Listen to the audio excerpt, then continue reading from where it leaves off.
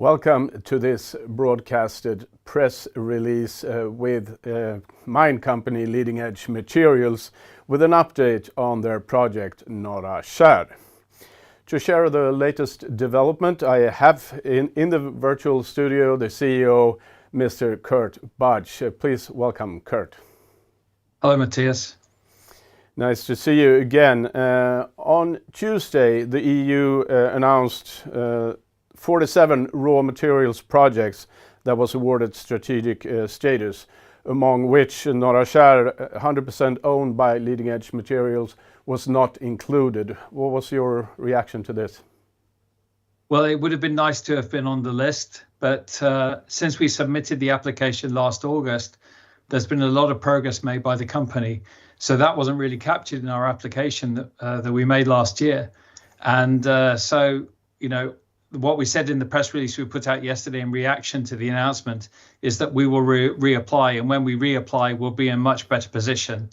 I think that even though you're not on the EU's list, the strategic importance of Norra Kärr and its heavy rare earths is as important as it was before the list was published. So with the progress we've made, submitting the mining lease in December and other initiatives that we've got ongoing, with that, there's plenty of momentum building behind the project. So yeah, not disappointed not to be on the list, but we've got lots happening. So just to so I understand how it runs, after you file an application, is it not possible to do updates? No, it was like filling in an exam paper. Okay. So we submitted the exam paper in August. We got confirmation that it was complete, and then since then nothing. So I think part of our application and probably what investors need to understand is that Norra Kärr has been part of the conversation around reducing the European region's overdependence on China for heavy rare earths for more than a decade, and clearly. The Swedish Geological Survey has identified it as a deposit of national interest. So its importance in terms of heavy rare earths, its importance in terms of giving Europe security of supply. These, it's as I said to you, it's as important as it ever was. And for us as a company, we're thinking of all the possible ways that we can bring the asset into production in the shortest possible time frame. Is there any updates from the EU on when in time the next possibility to apply is? I have seen some suggestions that there might be another call in the summer this year, but I don't have that categorically from the EU yet. I've asked them for some feedback on our application. I don't know if we'll receive that, but as soon as we know, we'll be making sure that we meet the application deadline and we'll go again. And I think by the time we make a new application, again, we'll have made new great strides forward again in terms of developments in the project. What are your possibilities in moving forward with local Swedish authorities? Well, our application got submitted to Bergstaten in December last year. As far as I understand, they're going through their completeness checks at the moment. And as soon as they're satisfied that the application is sufficient, then it'll be sent on to the local municipalities.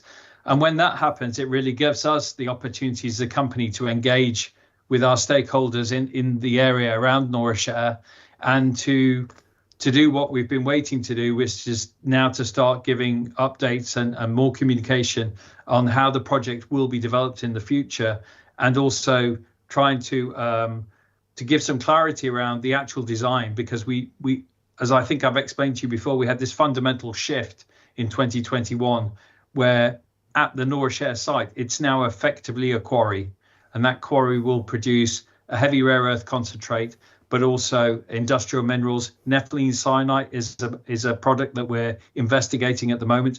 And also there's possible third product, which is agarine.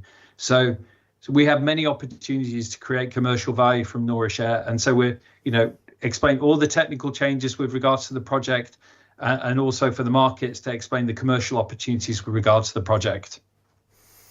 Sounds like there are a whole bunch of different paths you can follow going forward.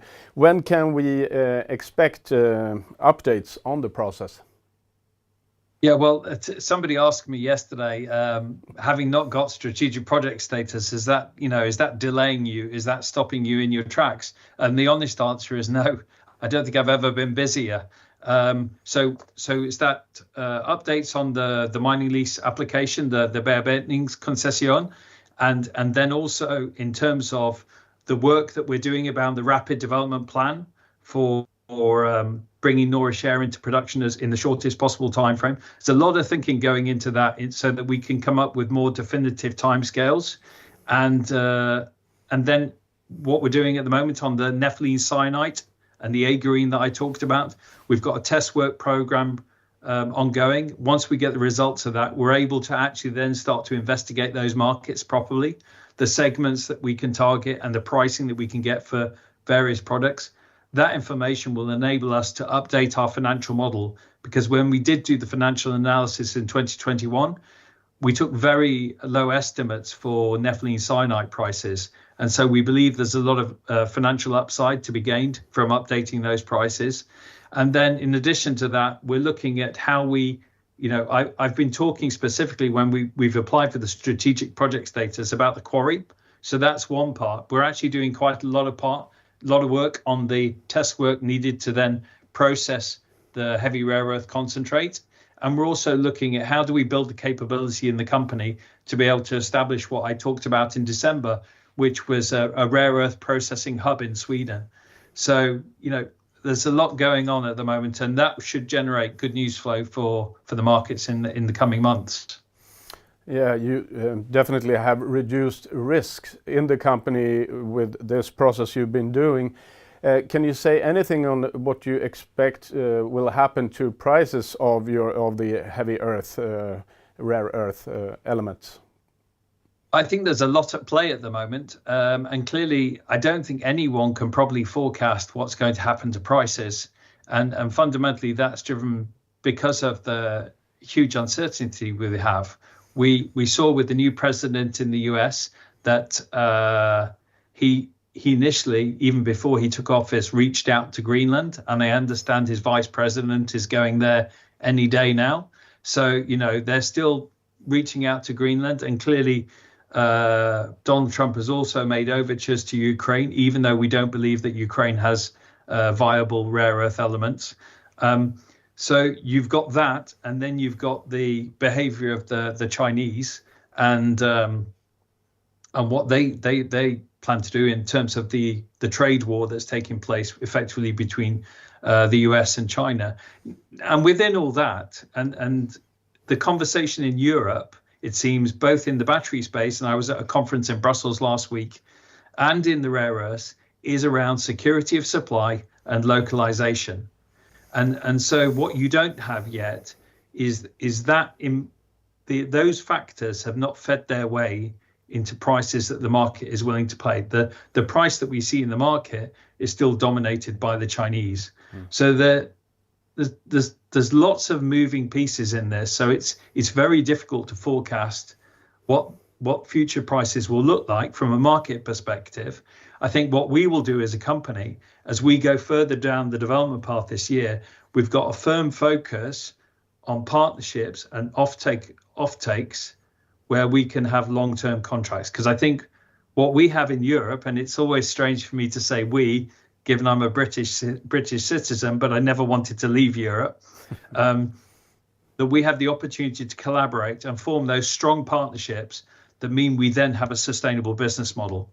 And so really what I'm looking to do is to get, as we move down this development path with Norra Kärr and our rapid development plan, talking to potential customers and then figuring out what the commercial arrangements will be, that we have a sustainable business that is giving the customer and their customers that security of supply that really everybody wants, because global trade flows are highly uncertain looking into the future.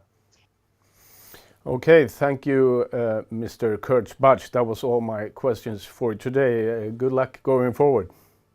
Thank you very much, Matthias.